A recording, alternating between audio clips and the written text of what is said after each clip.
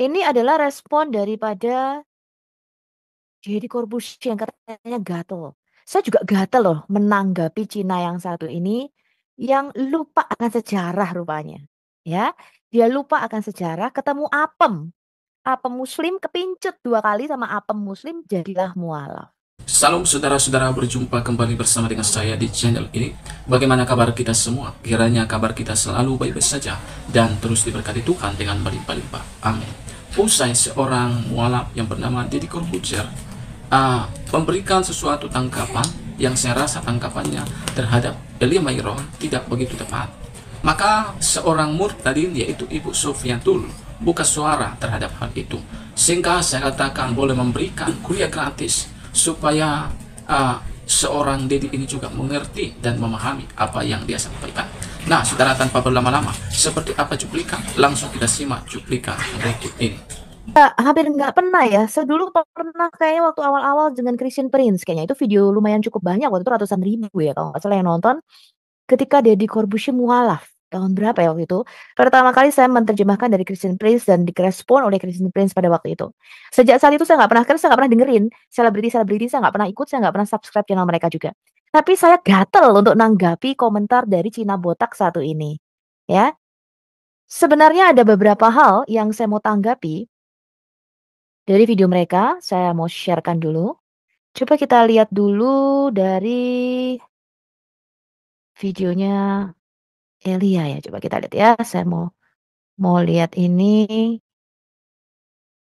Ya, ini ada beberapa video-video yang akan saya putarkan. Ya, ini ya. Saya akan sharekan di sini. Ini adalah respon daripada Deddy Corbuzier yang katanya gatel.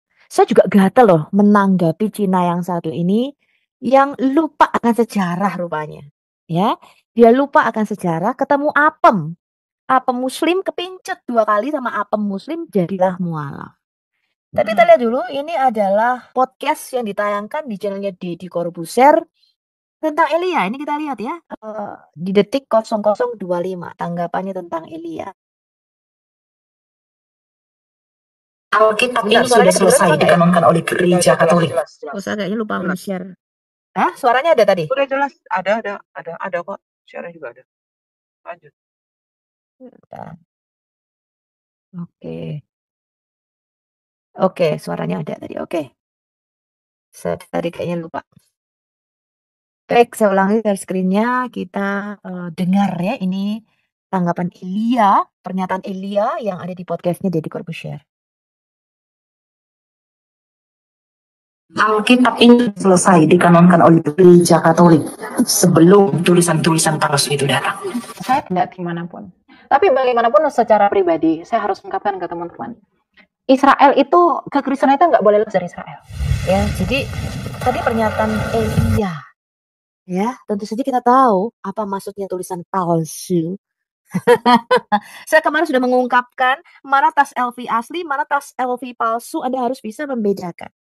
Ya, Bu. Ya, kalau nggak bisa membedakan itu derita lu. Sekarang kita menit ke 12:21. Kita lihat. Ya. Kita lihat ke menit 12:21. Oh, sorry.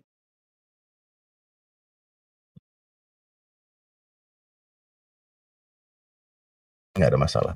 Nah, ini satu Elia Miron.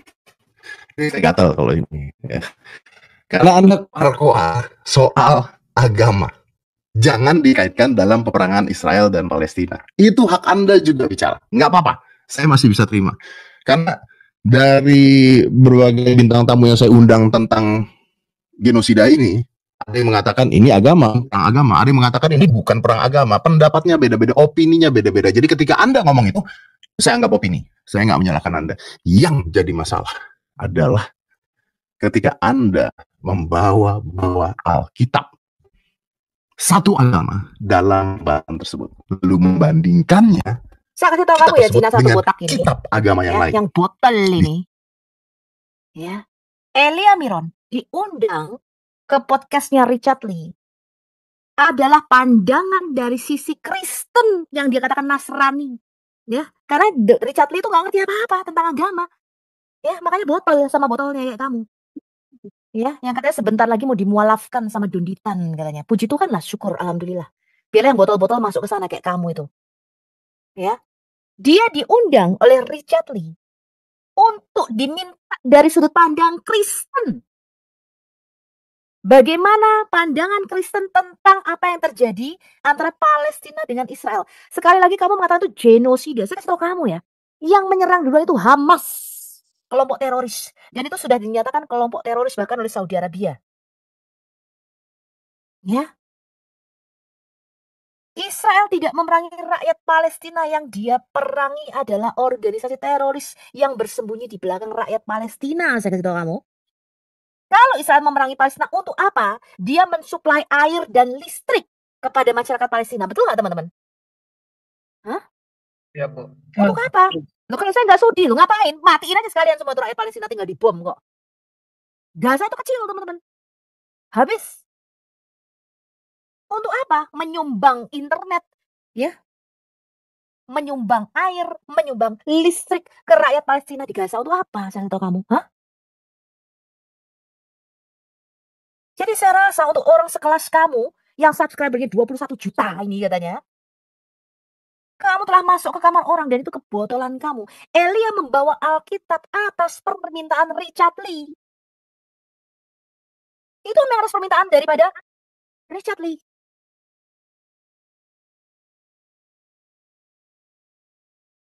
Sebentar, ini siapa nih yang share screen? Saya belum selesai. Bu, aku coba mau share itunya. Sorry. Bentar. Tentang Palestina, apa memberi bantuan. Ya, entar kita selesaikan dulu ini. Oke. Jelas saja ketika kalian Indonesia membawa perang antara Palestina dan Israel kepada ranah agama, kita juga berhak bicara. Jangan kamu pikir kalian Muslim itu mayoritas, kalian boleh seenaknya membom gereja di Indonesia, hah? Boleh seenaknya membubarkan ibadah di Indonesia. Jangan kurang ajar kalian. Hah? Kita tahu kok untuk alasan apa? Untuk alasan wanita apem. Dan untuk alasan apa? Subscriber uang. Kamu mualas. Lalu kalau enggak, mana ada orang yang pinter kok percaya sama Allahnya pagan Quraisy? Hah? Katanya kau pinter. Pernah baca nggak isi Quran isinya apa? Air mani keluar dari tulang belakang laki-laki dan tulang dada perempuan. What's that? Saya kasih tahu kamu ya, Deddy Botak, Deddy Corbuzier. Quran adalah buku terstupid, terbodoh yang pernah saya baca seumur hidup saya. Ampuradul berantakan, kisahnya berantakan, ayatnya tidak tersusun rapi. Campur aduk di mana-mana. Membaca kisah Ramayana dan Mahabharata jauh dibandingkan kisahmu. Bahkan kisah Candy maupun kisah Kung Fu Boy itu loh lebih bagus daripada kisah Quran yang berantakan kemana-mana. Sudah berantakan, anakronisme pula. Saya sudah mengomentari kemarin kenapa Donditan nggak bisa membuktikan Isa, Dede Ica Almaci ini adalah tokoh sejarah. Karena Isa Almasih di dalam Quran itu hidup dan lahir pada zaman Musa. Saya kasih tahu kamu.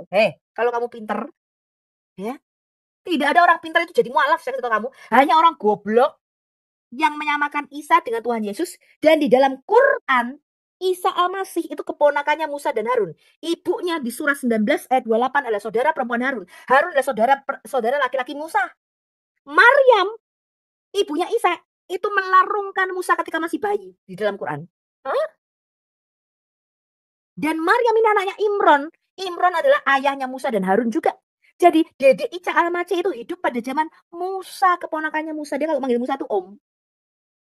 Dia dibunuh oleh Bani Israel zaman Musa. Quran surah An-Nisa ayat 153 sampai 157. Quran surah Al-Baqarah ayat 61.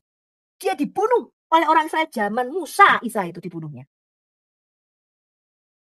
Hanya orang bodoh yang percaya di dalam Quranmu, Sulaiman itu punya karpet terbang yang memuat 14.000 orang. Hanya orang bodoh yang percaya Quranmu itu mengatakan matahari terbenam di kolam lumpur hangat. Only stupid people believe in Quran.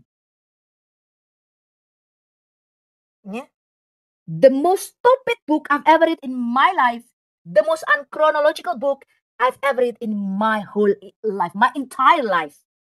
A poem book, stupid.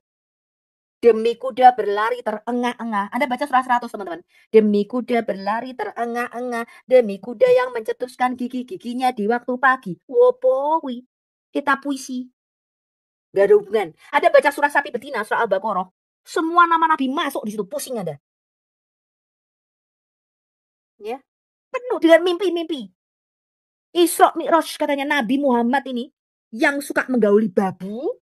Namanya Maria Qibtiyah pada malam gilirannya Hafsah istrinya.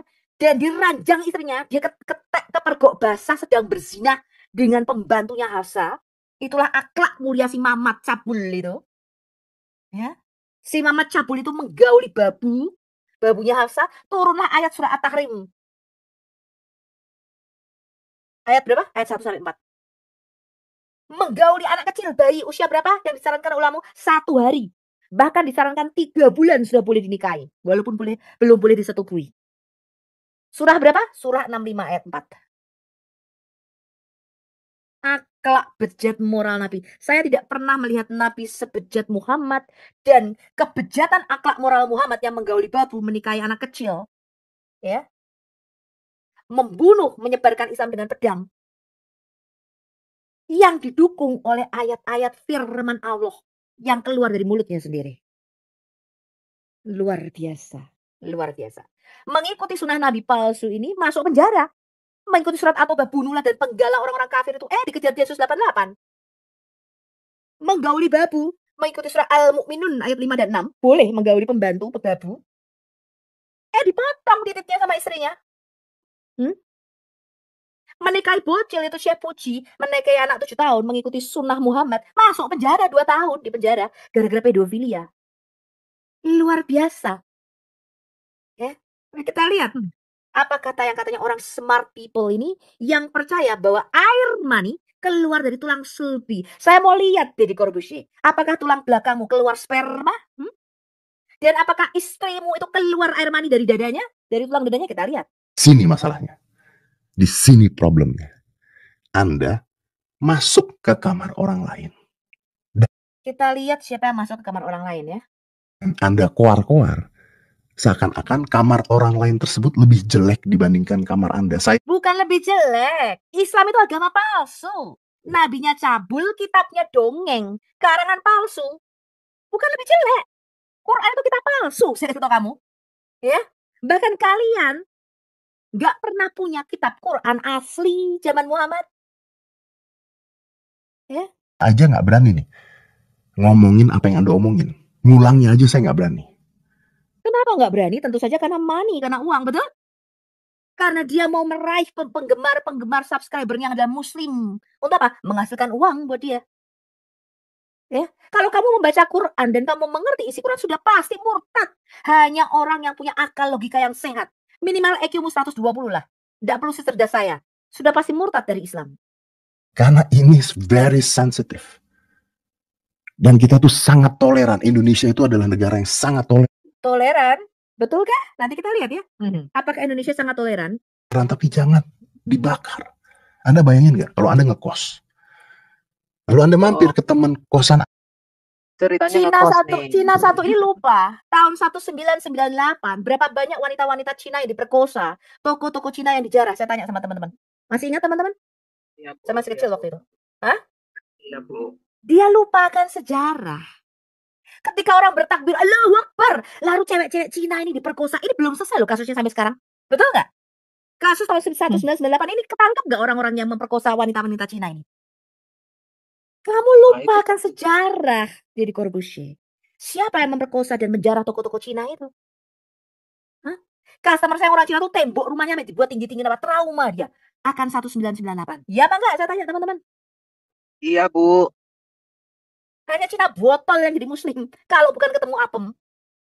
Anda ya mampir ke sana. Terus Anda ngomong nih sama teman Anda. Kamar lu nggak rapi ya? Berantakan kamar lu. Nggak bener nih kamar lu nih. Kamar gue dong keren. Kamar gue dong lebih rapi. Mejanya aja jelek nih kamar lu nih. Ya kan? Ranjangnya aja udah, waduh, bapuk nih ranjangnya nih. Menurut Anda, perasaan teman Anda gimana? Ketika kamarnya dibandingkan dengan kamar.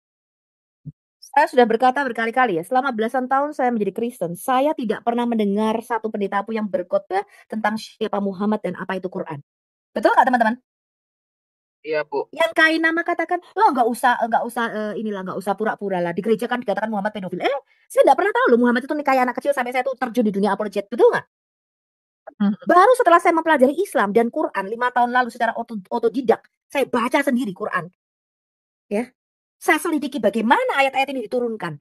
Saya baca sirah nabawiyah, baru saya ngerti ternyata Muhammad itu pedofilia, suka sama bocil. Bukan hanya itu, di bibinya sendiri diembat, dia tidur sama bibinya, namanya Kaula binti Hakim. Dia tidur sama mayat, teman-teman. Bibinya sendiri, mayat sudah meninggal itu ditiduri sama dia. Luar biasa. Oh, bibinya mayat, terus Ya, ditidurin. ya enggak waktu hidup dia tidurin juga, tapi setelah mati Kaula binti Ditidurin Hakim setelah ditidurin juga. Iya. Ih, Katanya supaya meringankan dari siksa kubur, kata Muhammad. Muhammad itu Aduh, tidur dengan mayat, teman-teman. Menggauli mayat. ngeri. Ya. Penyakit. Tapi kalau Anda tengok ustadz-ustadz itu kalau khotbah di masjid, saya tuh dengar dari pakai kuping saya yang 2 ini loh. Menjelek-jelekkan Kristen, betul? Kita tidak seperti orang Kristen. Saya kaget loh waktu itu, Bu. Puji Tuhan saya dibukakan. Saya tuh terima komplain, rumah saya tidak terlalu dekat dengan masjid. Kompleks saya tuh kompleks elit, jadi nggak dekat dengan masjid. Ketika saya dengar ada komplain dari teman-teman Kristen saya, tahu nggak rumah gue itu deket-deket toa, katanya toa yang sentor ke gue. Wah kalau khotbah Jumat, itu mengkafir-kafirkan orang Kristen. Aku pertama, oh iya, aku cuman biasa aja. Tapi ketika aku makan, pada itu aku makan, ya makan di satu kayak warung begitu. Aku lagi perjalanan keluar kota, depannya masjid. Lah pas Jumatan, lah saya kan denger mau pakai toa disentor, betul nggak? Saya dengar pakai kuping sendiri. Loh kok mereka khotbahnya menjelek-jelekkan Kristen ya? Iya. Kita ini Allahnya 1, Kristen itu Allahnya 3, orang kafir. Loh, saya selama di gereja belasan tahun nggak pernah dengar pendeta itu mengkhotbahkan Muhammad. Saya baru tahu kalau Muhammad itu anak haram. Lahir 4 tahun sampai 7 tahun setelah bapaknya mati. Ketika saya tuh belajar Quran dan Islam, baru tahu saya kalau Muhammad itu anak haram. Aminah itu melakukan apa yang namanya pernikahan berkelompok atau zawaj al-rahid. Nggak ketahuan bapaknya siapa. Dan dia menisbahkan Muhammad ini kepada Abdullah namanya bukan Abdullah, Abdul Alat. Muhammad itu nama aslinya adalah Katem bin Abdullah. Bapaknya namanya Abdullah. Saya baru tahu kalau Muhammad itu anak haram. Nggak ketahuan siapa bapaknya. Pantes. Ya, pantes dibuang sama ibunya. Saya baru ngerti kenapa ya Aminah ini ketika kalau dia tahu anak ini akan jadi nabi yang terpuji, nabi terbesar, nabi termulia, kok ketika lahir langsung dibuang, nggak mau nyusui? Karena saya berpikir begini loh teman-teman, sebagai seorang ibu mana yang ketika bayinya lahir itu Halimah Tusadiyah, inang penyusunya itu tinggalnya beda kota jauh teman-teman. Dikembalikan kira-kira 3 kali. Halimah Tusadiyah ini mau mengembalikan Muhammad kecil ini si Katem sama Aminah ditolak loh. Sampai suatu saat dia kemasukan kena epilepsi yang dikatakan dibelah dadanya itu. Mulutnya berbusa, tergelepar di lantai di tanah, dikembalikan sama Halimah. Halimah bilang aku takut jin, ada jin yang menyertai anakmu. Baru usia 6 tahun kira-kira dikembalikan sama Aminah. Aminah terpaksa menerimanya dan beberapa saat kemudian Aminah mati. Kok bisa 3 kali nih anak kandungnya yang dia tahu ini bakal jadi nabi terbesar kok nggak mau disusui malah dibuang?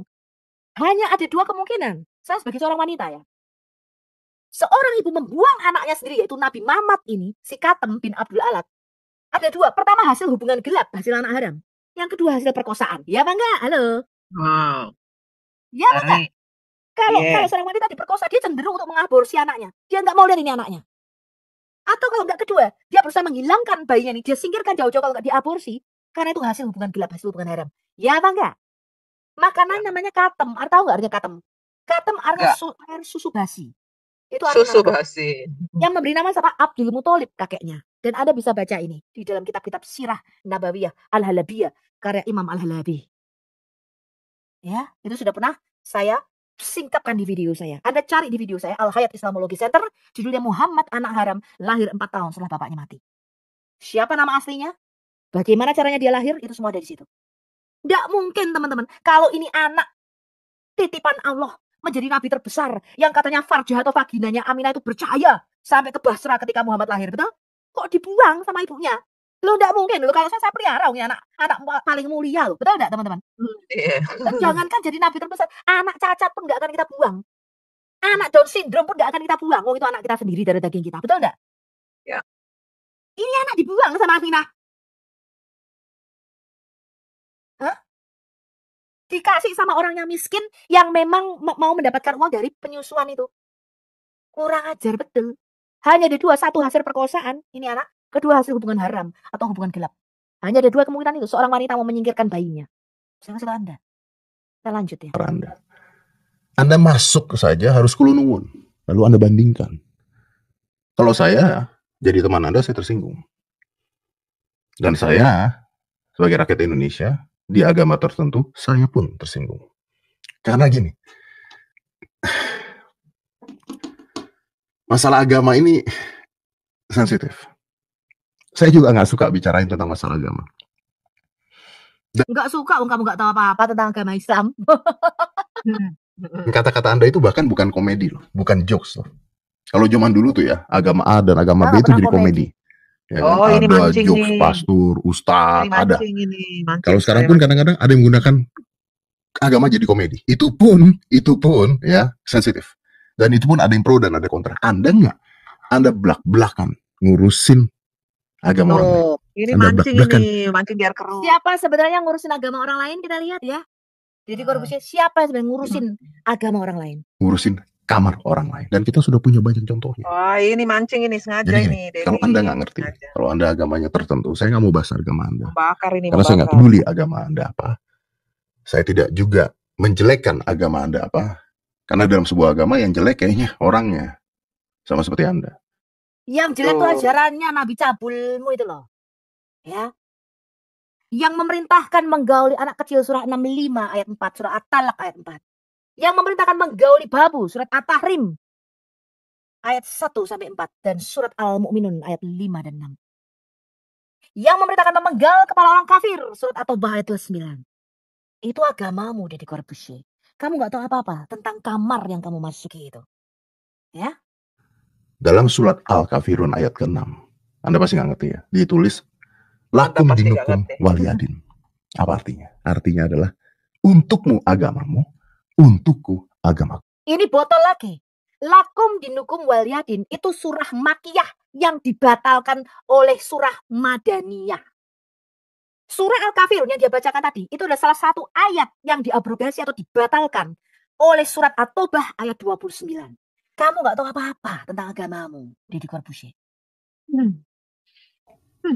Jadi agama lu, agama gua, nggak dibanding-bandingkan. Ini kayak bapak-bapak gang ngebandingin anaknya sama anak orang lain. Terus ngomong, anak lu jelek, anak lu sekolahnya nggak pintar, anak gue dong digebukin, lu percaya nggak? Konten ini, itu Digebukin. konten nih. Konten. Anda itu cowok, jadi jangan perilakunya seperti mak-mak gang juga gitu. Wah, suami saya baru beli kulkas, suami lu beli kulkasnya jelek. Ini urusan rumah tangga orang. Ini kamar orang lain. Dan ini kenapa saya wajib? Karena perpecahan bangsa bisa hanya gara-gara hal seperti ini. Bisa. Jual konten ini. Jual Dan agama potensi konten. bela negara itu juga mengatasi perpecahan-perpecahan seperti ini. Anda coba deh. Siapa yang membom gereja kalau bukan muslim, teman-teman? Siapa Iya. dalang bom Bali kalau bukan muslim? Siapa Iya. dalang perpecahan? Anda lihat sekarang Inggris, mereka meminta syariah Islam diberlakukan. Siapa dalangnya kalau bukan diusir, kalau bukan muslim, teman-teman? Islam adalah seperti anak keledai liar, kata Alkitab. Yang kakinya menendang ke segala arah dan tangannya menentang saudara-saudara. Itulah agama Islam. Siapa yang demo berjilid-jilid untuk Ahok kalau bukan agama Islam? Ya, Untuk jalanin kata-kata Anda sendiri. Anda kan mengatakan, jangan bawa-bawa agama dalam konflik ini. Jangan bawa-bawa agama dalam konflik Palestina dan Israel. Lah Anda loh, bawa-bawa agama. Yang bawa-bawa agama itu Anda. Yang ngomongin tentang agama membandingkan itu Anda. Nah tujuannya apa? Tujuannya apa? Makanya saya bilang, kalau opininya pertama saya nggak masalah. Tapi tujuannya adalah supaya kamu tahu Quran itu kitab palsu, kitab dongeng. begitu Anda masuk, tujuannya apa? Saya berusaha untuk dapetin opini yang berbeda-beda supaya dapat gambaran utuh tentang konflik ini. Tadi saya udah bilang, ada satu bilang tentang agama, satu bilang bukan, dan sebagainya. Nggak apa-apa. Nggak apa-apa. Sebagai media, saya undang dari berbagai macam sisi. Saya udah bilang, ada yang suka, ada yang nggak apa-apa. Tapi walaupun begitu, saya masih belum merasa saya layak keluar-keluar di sosial media. Kecuali saya ditanya dan dipaksa untuk menjawab. Menyampaikan opini saya saja bisa membuat konflik. Kemarin-kemarin opini saya jadi konflik. Tapi saya bersiteguh. Kenapa? Saya bersiteguh karena omongan saya berdasarkan apa yang saya pelajari. Bisa salah nggak bisa? Bisa salah. Tapi masuk ke kamar agama orang lain. Gini, Indonesia ini lagi tenang-tenangnya. Lagi tenang-tenangnya. Kita tuh lagi nggak ngomongin tentang perbedaan agama. Kita nonton yang siapa yang kemarin mengebom bom Natal di Filipina? Muslim. Ya, kalau saya mau buka belak-belakan apa yang Muslim lakukan, teroris yang Muslim lakukan, wah luar biasa. Saya heran kamu bisa masuk ke dalam agama teroris dari Corbusier. Saya mau stop sampai di sini. Saya gatal juga mengomentari ini ya. Agama seperti apa Parah, Dede. yang dia masuki? Kita lihat ya. Kayak mau fortunis kamu, Dede. Lo kita sudah tahu lah. Demi mencari subscriber, demi mencari duit. Apalagi? Iya. Aduh. Gak usah ngomong agama, Dedi. Gak usah. Subjektif banget kamu.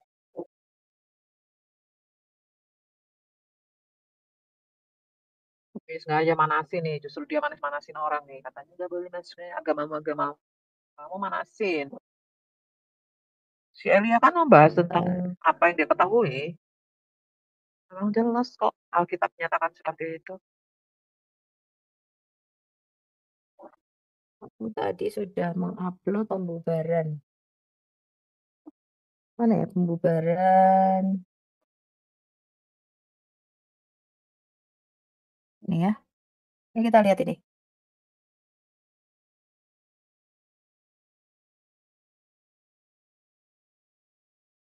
Bentar ya.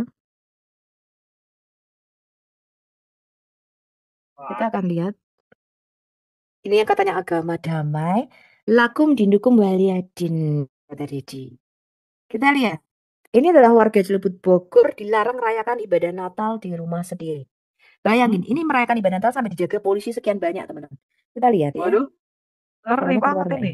Pelanggaran hak pribadi loh. Setiap orang punya hak loh. Untuk merayakan, untuk melakukan agama mereka. Syarat agamanya. Suaranya nggak keluar. Oh itu ya. Tampak sejumlah warga berdiri di sekitar depan rumah umat Kristiani. Terlihat juga sejumlah aparat pemerintah, termasuk dari kepolisian. Kayak mau ngapain aja teman-teman, bayangin loh. Ini Indonesia. Ini yang kamu katakan nggak masuk ke kamar orang, Deddy Corbuzier, Cina botak, nah? Dan tentara, mereka mencoba mengawasi suasana ketegangan tersebut. Warga Cilebut yang beragama Kristen ini mempertanyakan alasannya kepada semua pihak yang berada di lokasi.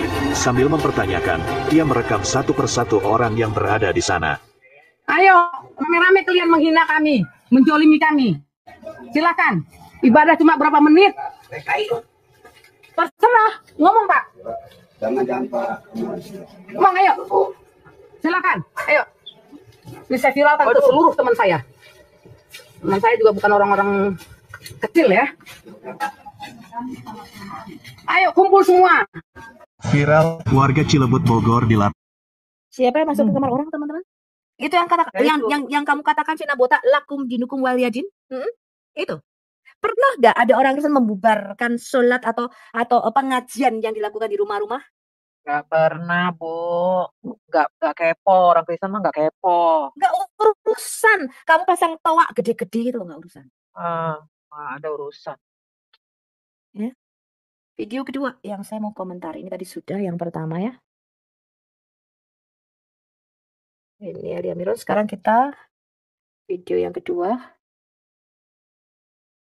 Saya mau komentarin ini. Jadi siapa yang masuk ke kamar orang, teman-teman? Kurang ajar. Itu yang maling teriak maling. Maling teriak maling, Bu. Ya, maling teriak maling kamu ya. Sekarang kita lihat ini. Satu lagi ini katanya orang pinter. Gus itu apa sih? Saya nggak tahu, teman-teman. Gus itu apa artinya? Ini Gus Miftah artinya apa tuh? Gus, kayak Gus Dur. Gak tahu lah ya, katanya artinya orang pinter. Kita lihat omongan orang pinter ini, teman-teman. Aku belikannya. Begitu malaikat datang, ini kan malaikat. Ya, saya rasa udah nggak penting lagi. Ya.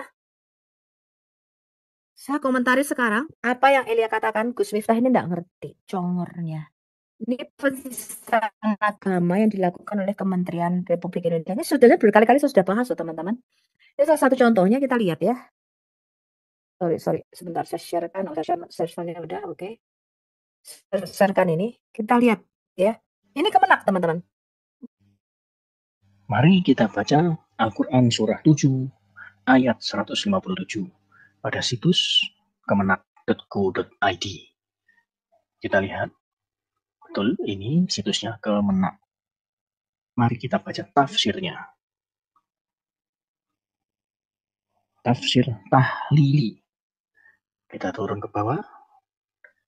Dalam tafsir ini mengutip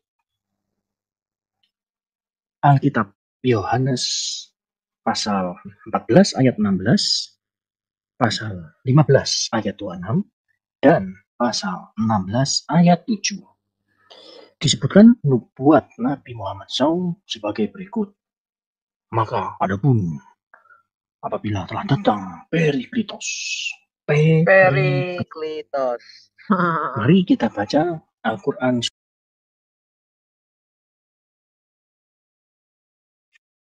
Periklitos, ayo. Ini tidak pernah ada manuskrip Alkitab kita ya yang menyebutkan Periklitos, teman-teman. Ini luar biasa loh penistaan mereka. Kita lihat ya. Nanti David bisa bukakan ya. Periklitos. Yohanes 15 ayat 6. Tadi Yohanes berapa tadi? 15 ayat 6 ya? 15:6. Penghibur. Mana tadi? 15 ayat 6, Bu. Yohanes 15:6. 15 ayat 6. Ini Periklitos apa Parakletos? Parakletos, ayo. Kenapa dia menuduh ini artinya yang terpuji menjadi Periklitus? Kurang ajar kalian. Kalian sudah masuk ke kamar orang dan sudah menista Alkitab kami, bahkan mengganti-ganti Alkitab kami. Lebih kurang ajarnya, Kemenak menafsirkan bahwa surah berapa tuh? An-Nisa 157 kalau kita buka ya teman-teman. Mereka menyatakan yang mati diserupakan itu adalah Yudas Iskariot. Kurang ajar. Bagaimana mungkin Yudas Iskariot itu hidup pada zaman Musa, saya katakan Anda. Ya. Parakletos, bukan Periklitos. Ini kira-kira bagaimana menurut pendapat teman-teman? Ini kurang ajar. Periklitos apa, Bu? Kalau Periklitos itu apa? Yang terpuji. Parakletos kan penolong. Nah. Disama-samakan dengan si Mamat yang terpuji. Mereka mau mencoba memasukkan nubuatan Mamat. Periklitus.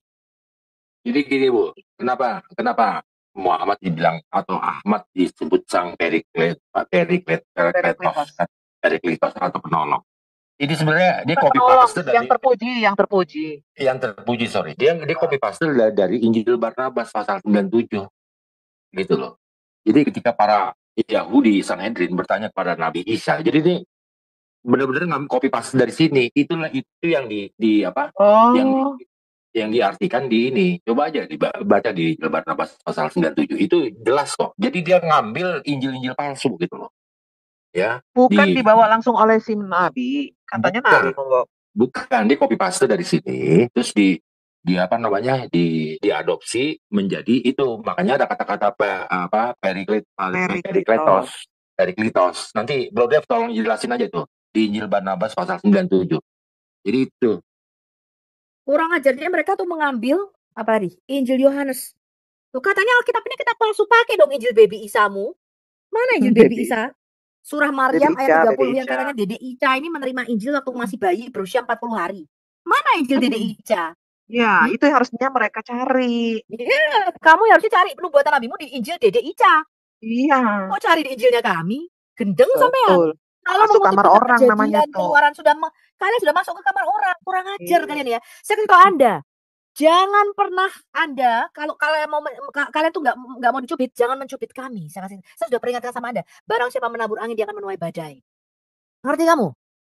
Kalian sudah mengubah kata-kata Alkitab kami Parakletos ditafsir sembarangan menjadi Periklitus. Kurang ajar kalian. Kurang ajar. Ya, kurang ajar. Sudah mengata-ngatai Alkitab kami dipalsukan tapi masih ngambil bahkan mengubah Alkitab kami. Coba Fit dibukakan tadi Quran Kemenak. Ya aku sekalian aku mau nambahin juga ya bahwa Cleo ini juga pernah dipakai, nanti saya akan buktikan. Nah ini Ini nggak tahu ya maksudnya apa. Di sini dikatakan ini periklitos. Periklitos ini eh tidak kami kenal. Itu loh. Nggak ada nama Tidak dikenal ya. periklitos itu nggak ada. Yang ada Periklitos itu nggak ada dalam Alkitab ya. Oke. namanya itu Parakletos. Parakletos, bukan Periklitos kemenak. Aduh, kalian nih memalukan. Nih, dia dikutip Yohanes 14 ayat 16, Yohanes 15 ayat 26, nih, Yohanes 16 ayat 7. Nih, ini disambung-sambungkan. Ya, harusnya itu Parakletos namanya, harusnya gitu.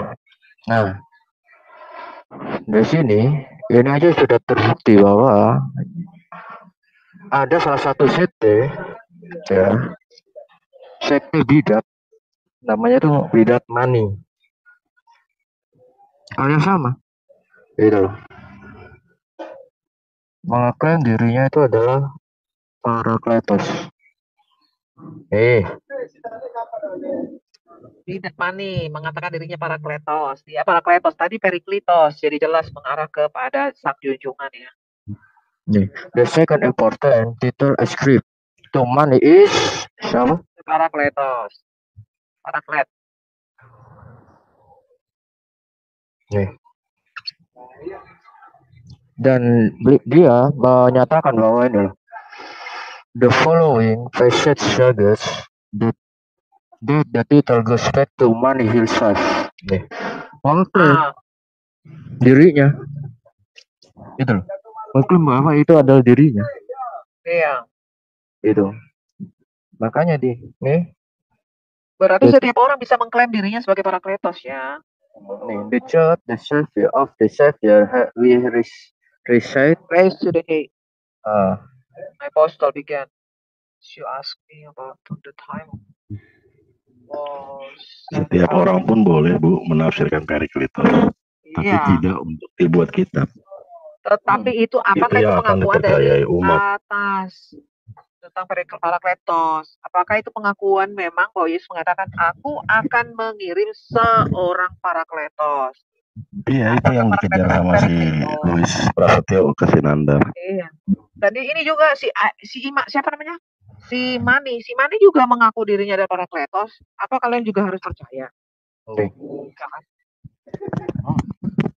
Makanya gak heran bahwa jauh sebelum mereka lahir ada salah satu sekte di abad ketiga itu agama Mani.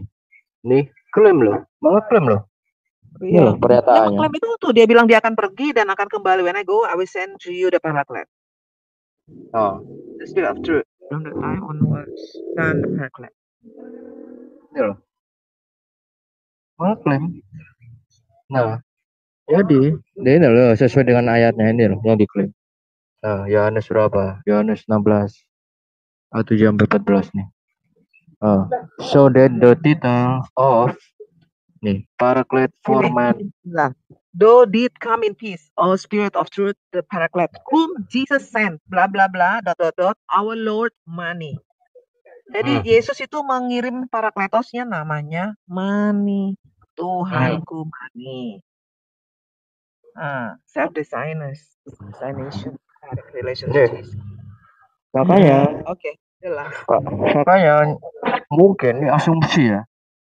Bisa jadi ini mereka itu klaimnya di sini. Iya, mereka itu.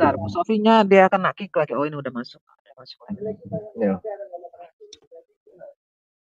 Ya, jadi istilahnya gini. Oke, jadi istilahnya begini. Siapapun bisa mengklaim dirinya sebagai Parakletos atau Periklitos. Jadi berarti kalau si Mani mengatakan bahwa dia adalah Periklitos yang sudah diutus oleh Allah, dikirim, berarti dia juga mengklaim dirinya dia yang ada dalam kitab Yohanes itu kan?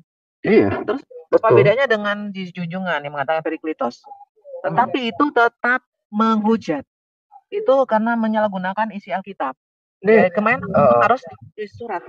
Ini sama. Ini sama loh. Yang diklaim ayatnya loh. Iya. Yang ditafsirnya itu. Ini loh. Dikira tuh nggak sama. Sama loh. Iya. Mhm. Oh, ini Iya, tafsiran bahkan itulah yang ngambil dimaksud semua ya? tuh, bayangin tuh, Hmm. kitab apa aja tuh diambil. Kejadian, Keluaran, waduh, semuanya diambil. Ya, diambil. Itu namanya Ulangan. masuk kamar orang tanpa Iya, bilang-bilang. kitab-kitab kan Paulus rasul palsu, tapi ada juga loh kitab-kitab rasul Paulus diambil. Itu untuk poin berapa tuh DFDS di atasnya atas dikit. Di situ dituliskan ayat poin 2, kedatangan Nabi Muhammad telah diberitakan dalam Taurat dan Injil. Memang ada. Oh, itu yang disebut sebagai periklitos ya. Ya, Yohanes 14 ayat 16 nih.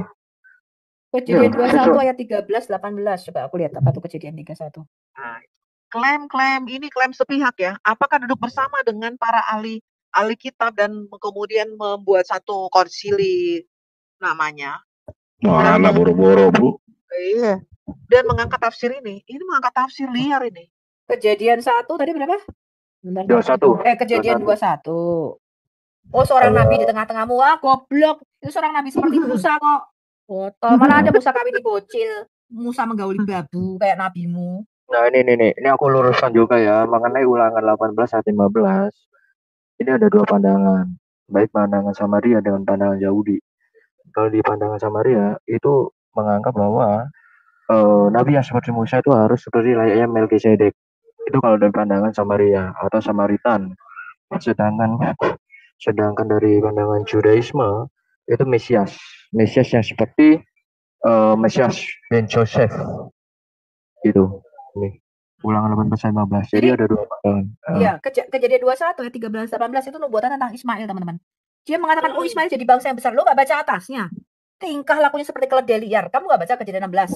Ismail ini tingkah lakunya seperti keledai liar, di mana tangannya akan menentang tangan saudara-saudaranya dan tangan saudaranya akan menentang dia. Dia kan jadi tukang perang, tukang berantem terus. Betul nggak, teman-teman? Iya. Baca dong kalau kamu ngambil nubuatan Ismail. Dia dikatakan dia anak budak yang dibuang. Dia tidak mendapat bagian bersama-sama dengan Ishak yang adalah ahli waris. Botol kemana ya? Nah, itu harusnya mereka konfirmasi dulu kepada pihak Kristen sebagai ahli kitab. Tanya dulu, ini benar nggak nih? Bagaimana kalau kami masukkan ini? Bisa nggak?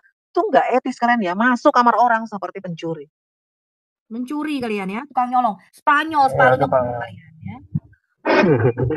Nih, 11, Kejadian 11 ayat 13 dikutip. Bayangin loh, Ismail itu saudaranya Israel kan goblok. Ismail itu kan omnya, saudaranya Israel adalah Esau kaum Edom. Betul nggak, teman-teman? Kejadian 11 sebab Ismail adalah saudaranya yang lebih tua dari Isa. Nih, Alkitab dia ngutip Pak, kitab Kejadian 11:13. Bawahnya tuh apa tuh? Di akhir zaman. Kejadian 11 ayat 13. Akan datang seorang nabi akhir zaman nanti dari keturunan Ismail. Emang ada yang tuh ini parah nih, 11 ayat 13 apa tuh? Parah ini kemenang. Ini keliru nih. Ini silsilah. Loh, Kejadian 11 ayat 13 aku bacakan ya. Arpaksad masih hidup 403 tahun setelah ia memperanakan Selah dan ia memperanakan anak-anak laki dan perempuan. Maksud lo? Jadi makhluk kita. Setelah itulah dia video cuplikan yang baru saja kita tonton tadi videonya. Kita sudah mendengar apa yang membuat seorang ibu Sofiatul buka suara dan geram terhadap apa yang disampaikan oleh seorang Deddy Corbuzier yang begitu sok-sok dalam mengajari Elia Mayron dalam hal itu. Bagaimana seorang ibu Sofiatul mengatakan dengan tegas bahwa seorang Elia Mayron diundang oleh seorang Richard Lee ke podcastnya. Dan kita tahu seorang Richard Lee tidak begitu tahu tentang agama, khususnya Kekristenan. Itu sebabnya seorang Richard Lee bertanya tentang iman Kristen. Bagaimana pandangan Alkitab terhadap konflik yang terjadi antara Israel dan Palestina. Dan inilah yang membuat seorang Deddy Corbuzier marah dalam menanggapi. Seolah-olah Deddy Corbuzier ini tidak suka ditanggapi konflik antara Israel dan Palestina ini sesuai dengan agama Kristen saja. Nah, yang menjadi pertanyaannya adalah begini. Ketika seorang Elia Mayron membahas konflik yang terjadi antara Israel dan Palestina dengan agama dan menurut pandangan agama orang lain katakan muslim, ya tentunya seorang Elia Mayron akan dipidanakan dengan mengatakan ini penistaan agama. Tetapi seorang Elia Mayron membahas menurut pandangan iman Kristen. Lalu kenapa seorang Deddy Corbuzier marah seolah-olah tidak terimakan hal itu? Emangnya hanya orang muslim yang bisa berbicara tentang konflik antara Israel dan Palestina? Orang Kristen juga berhak memberikan pandangan Artinya kita itu bebas buka suara. Kamu boleh menceritakan apa yang sedang terjadi itu menurut agamamu. Dan jangan larang orang lain menceritakan konflik antara Israel dan Palestina ini menurut agama mereka. Karena di Indonesia kita diberikan hak kebebasan untuk berbicara. Nah, ini perlu ya diketahui. Apalagi kita tahu seorang Deddy Corbuzier ini punya subscriber puluhan juta. Ya tentunya apa yang disampaikannya, ya netizen menilai, netizen melihat ya betapa bagaimananya ya pemikiran seorang Deddy Corbuzier dalam hal itu. Ya, karena kita juga sudah melihat ya, kalaulah kita membahas konflik yang terjadi ini menurut iman saudara kita Muslim, itu sangat ya bisa dikatakan sensitif ya. Jangankan itu, baru-baru ini juga kita melihat viral di sosial media ketika ada seorang pendeta, yaitu pendeta Moses, menyenggol sedikit tentang Al-Quran, padahal dia tidak bermaksud menghina. Langsung seorang Egy Sujana marah, kau penista katanya, kau musuh Islam, halal darahmu katanya. Nah, inilah yang membuat orang lain tidak mau masuk ke dalam ranah itu. Kita cukup membahas iman kita, karena bagaimanapun juga Alkitab adalah pedoman hidup, bisa menjawab bukan hanya persoalan kita, tetapi juga menjawab tentang apa yang terjadi saat ini. Alkitab mampu menjawabnya, karena Alkitab adalah firman Allah, mampu menuntun kita dalam kebenaran, mampu mengajar kita, mampu mendidik kita, bahkan mampu memberikan hikmat kepada kita. Nah teman-teman, kiranya video yang saya bagikan ini boleh memberikan pelajaran penting bagi kita, dan video ini juga boleh mengedukasi, sehingga kita orang-orang yang tinggal di negara Kesatuan Republik Indonesia menjadi orang-orang yang cerdas yang akan dipakai di negara Kesatuan Republik Indonesia. Tuhan berkati kita. Shalom.